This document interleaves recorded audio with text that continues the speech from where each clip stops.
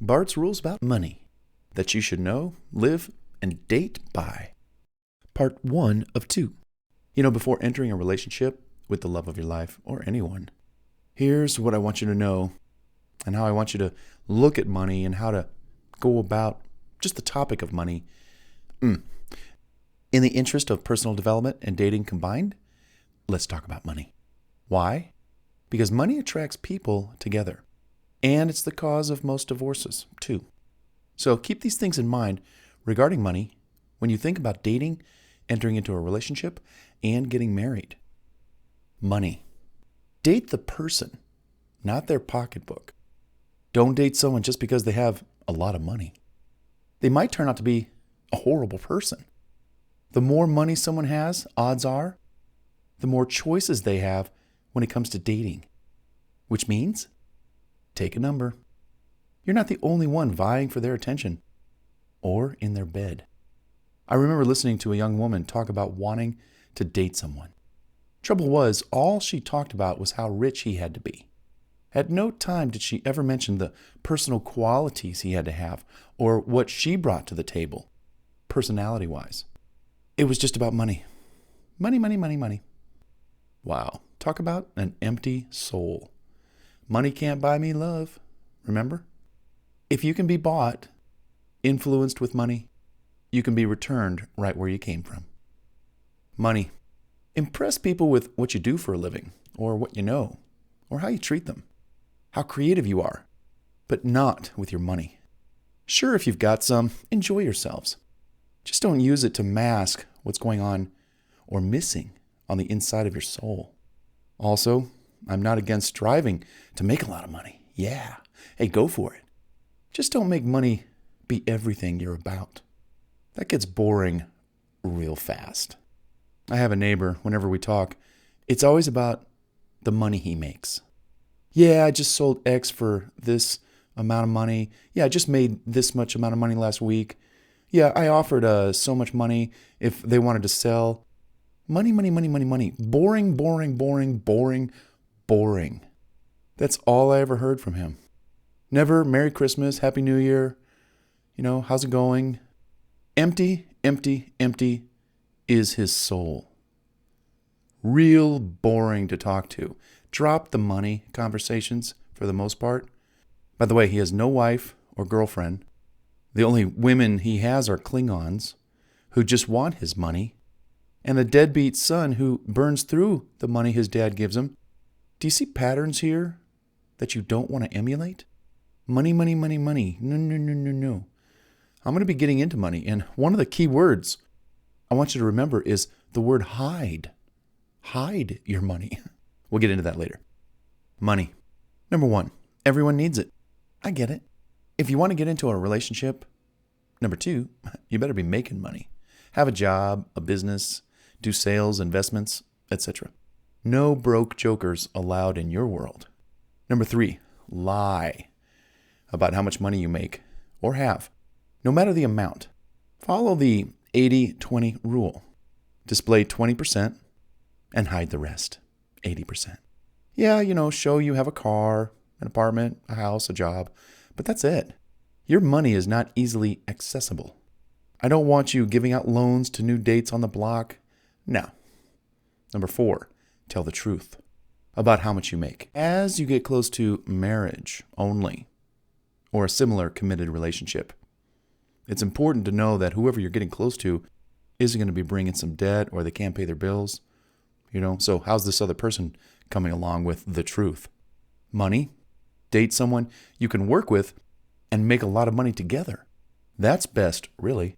You both contribute 50% to the project or the business. In the event you ever marry or get divorced, guess what? You both get half, and you each deserve half. In fact, a great line that I remember was, don't marry someone who's already rich. Marry someone and get rich together. I like that. One of you might have a little more money than the other. That's okay. But marry someone that you can do something with and get rich together. That's a lot more fun. There's also that saying where some women, wait for men at the finish line of life or their success, but they never went through the hard times or the struggles while he ran that race to get to the finish line, where now he's got all the money and the high-powered job or whatever. So ladies, consider joining a man somewhere in the middle or a little at the 25% mark so that you can actually walk through life with him and y'all can get rich together. That's pretty cool. Money. Tell no one you have a lot of money, especially if you just inherited a huge amount. For at least a year, still, look broke in the eyes of others. Pay off any outstanding bills quietly and don't tell anybody about it. Fix your credit.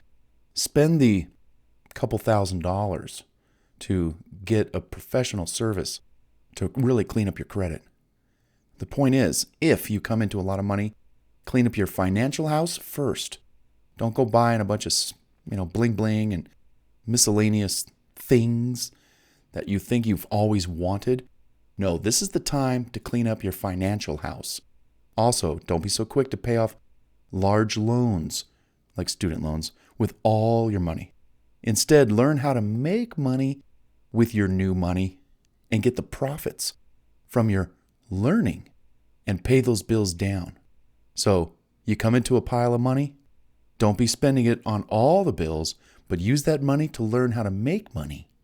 Start a business, start learning investing, and then let your profits pay off the bills. But it is important to not tell anyone that you inherited a lot of money. Tell no one. Seriously, receive it, store it properly, and forget about it, kinda. Go about life as normal. Trust me, you want to do that. Money. Who pays for dates? Well, typically the person who asks you out on the date pays. If you're a woman and you ask a man out, you should pay. Thereafter, the man can pay. Now, why does the man pay for dates? It's not to prove he's a traditional man. It's not to prove he has a job. Did you know he could borrow $50 from his buddy in hopes that he'll get a chance to get into your pants later, ladies?